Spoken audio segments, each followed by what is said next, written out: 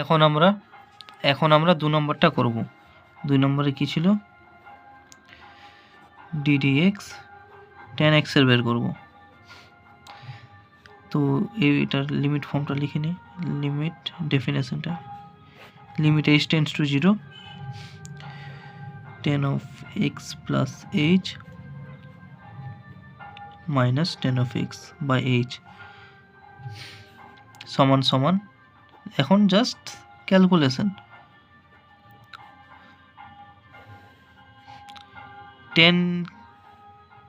টেনকে কি লিখতে পারবো, sine by cos, sine x plus h by cos x plus h minus sine x by cos x by h,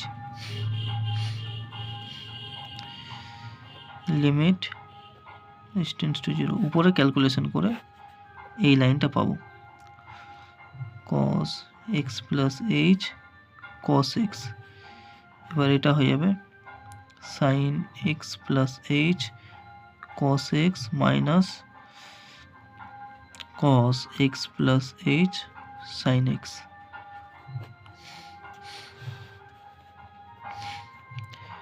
limit h tends to 0,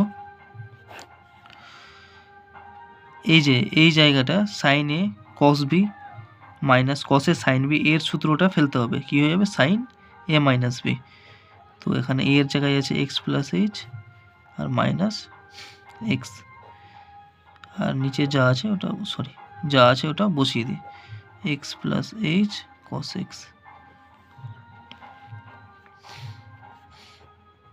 limit h tends to 0, এখানে x x কেটে গেলে তো উপরে কি থাকবে, সাইন এইচ পরে থাকলো, নিচে থাকলো এইচ কস x plus H cos x, এই টার্মটাকে আলাদা করে দিই, এই টার্মটাকে আর এই টার্মটাকে আলাদা করছি, limit h tends to 0 sine h by h into limit h tends to 0 1 by cos x plus h into cos x। এবার এটা তো এই টার্মটা তো জানি 1, আর এই টার্মটাতে h এর ভ্যালুটা বসিয়ে দিই, কি হয়ে যাবে 1 upon cos x plus 0 into cos x সমান সমান 1 বাই cos x গুণ cos x সমান সমান 1 by cos square x equal to sec square x। তো আমাদের কি আসলো অঙ্কটা, অতএব ddx tan x equal to sec square x, tan x এর ডেরিভেটিভ আসলো sec স্কোয়ার x। এই যে আমাদের সম্পূর্ণ অঙ্কটা, স্ক্রিনশট নিয়ে পরে টুকে নিতে পারো, এটা আমাদের ডেরিভেশন আসলো, এই যে এই রাশিটা sec স্কোয়ার x আসলো, sec স্কোয়ার x। এরপর আসলো প্রোডাক্ট রুল, এখানে যে প্রোডাক্ট রুল এবার করব 3 নম্বর, ddx f of x into g of x, এটা তোমাদের প্রোডাক্ট রুলের একটা সূত্র আছে, সেটার ডেরিভেশনটা জাস্ট দেখিয়ে দিচ্ছি, এটা সিলেবাসে নেই তবুও করে দিচ্ছি, দেখে রাখো, এটার প্রমাণটা আসে না, আগে আসতো এখন আসে না, তবুও দেখে রাখো, limit h tends to 0 f of x plus h g of x plus h minus f of x into g of x upon h। এবার এই টার্মটার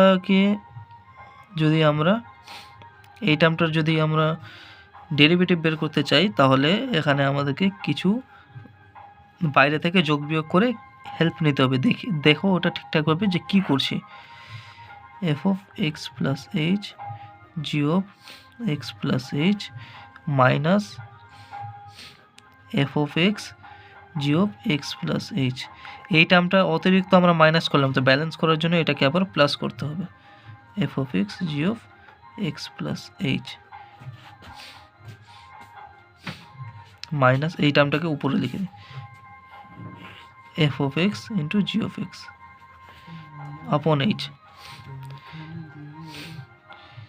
এবার এই টার্মটা থেকে জি অফ এক্স প্লাস এইচটা কমন নিচ্ছে, limit h tends to 0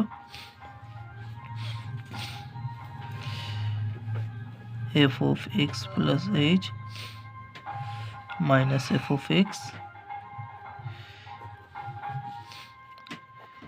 g of x plus এইচটা common নিচ্ছে,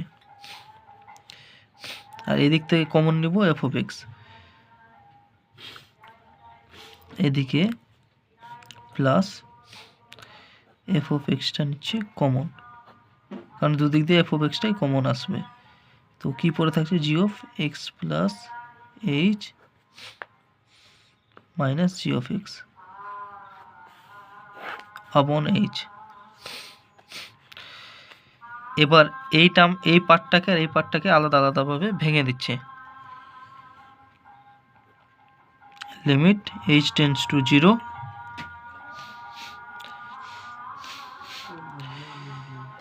F of x plus h minus f of x by h into g of x plus h plus limit h tends to 0, এইটাকে আগে লিখি, g of x plus h minus g of x by h into f of x. F of x লেখার জায়গাটা ঠিক ছিল না, ওটা একটু নিচে লিখে দেখলাম। এই টার্মটা কি, এই রাশিটা তো এফ ফাংশনের ডেরিভেটিভ, ঠিক করে যদি আমরা লক্ষ্য করি তো এই টার্মটা কি হচ্ছে, এফ ফাংশনের ডেরিভেটিভ, আর এই লিমিটের এইচ এর ভ্যালুটা যদি এখানে 0 বসাই তো কি পড়ে থাকছে, জি অফ এক্স প্লাস এটা হচ্ছে জি ফাংশনের derivative, limit h tends to 0 g of x plus h minus g of x by h, এটা হচ্ছে জি ফাংশনের ডেরিভেটিভ, আর এফ অফ এক্সটা পড়ে আছে। তো এটা হলো আমাদের সূত্রটা আসলো। অতএব কি আছে, d of d x product rule, দুটো ফাংশনের যদি প্রোডাক্ট থাকে ওটার কিভাবে আমরা ডেরিভেটিভ করতে পারবো। এই যে এফ ডেস এক্স প্রথম ফাংশনের ডেরিভেটিভ করব, তার সাথে দ্বিতীয় ফাংশনটা হুবহু থেকে যাবে জি অফ এক্স প্লাস দ্বিতীয় ফাংশনটার ডেরিভেটিভ করব এফ অফ এক্স পড়ে থাকবে। তাছাড়াও একটা তোমাদের চেন রুল বলে সূত্র আছে, সেটা আর প্রমাণ করাচ্ছে না, সেটা বলে দিচ্ছি জিনিসটা কি। সূত্রটা একই রকম, প্রমাণ আসে না এখন আর। যেমন ধরে নাও ডিডি এক্স ফাংশনের জায়গায় আছে F of G of x, ঠিক আছে।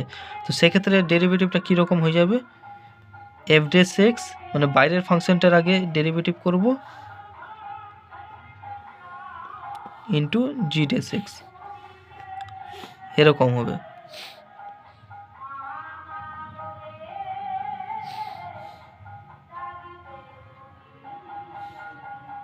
এটাকে বলছে চেন রুল। এরকম চলতে থাকবে যতক্ষণ না আমরা লাস্ট অবধি ডেরিভেটিভটা কমপ্লিট করতে পারি। তো এই গেল আমাদের প্রমাণগুলোর ওপর আবার কয়েকটা এক্সাম্পল করে নিলে ভালো হয়। যেমন ধরে নিচ্ছি প্রথম প্রমাণটার ক্ষেত্রে এক্সাম্পল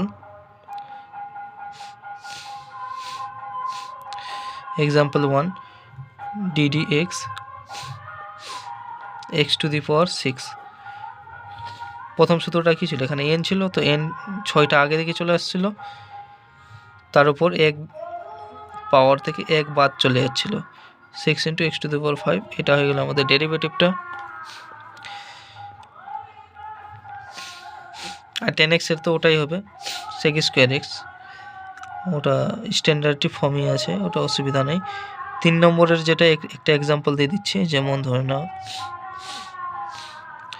ddx x 10x, এটা কি ছিল? Chain rule. প্রথম ফাংশনটার ডেরিভেটিভ দ্বিতীয় ফাংশন স্থির থাকবে, তো এক্সের ডেরিভেটিভ করলে কি হয়ে যাবে? এটাকে আগে লিখে নিই ঠিকঠাকভাবে। প্রথম ফাংশনের ডেরিভেটিভ দ্বিতীয় ফাংশনটা স্থির থাকবে, তারপরে প্রথম ফাংশনটা স্থির থাকবে দ্বিতীয় ফাংশনটার ডেরিভেটিভ,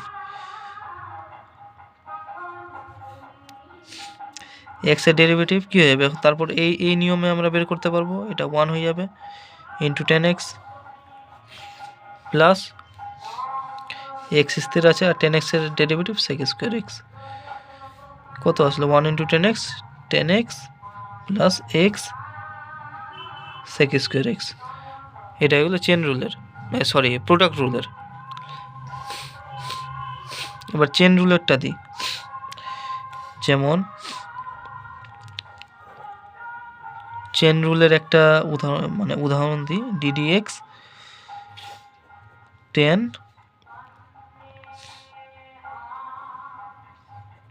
x স্কোয়ার, এটার করি তো কি হবে? প্রথমে বাইরের যেটা ফাংশন আছে ওটা ডেরিভেটিভ করব, তো 10x স্কোয়ারের ডেরিভেটিভ হয়ে যাবে sec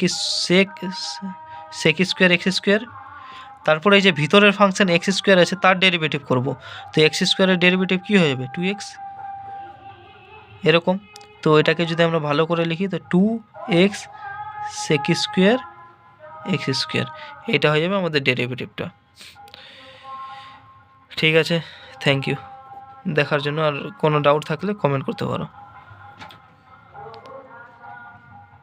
thank you for watching.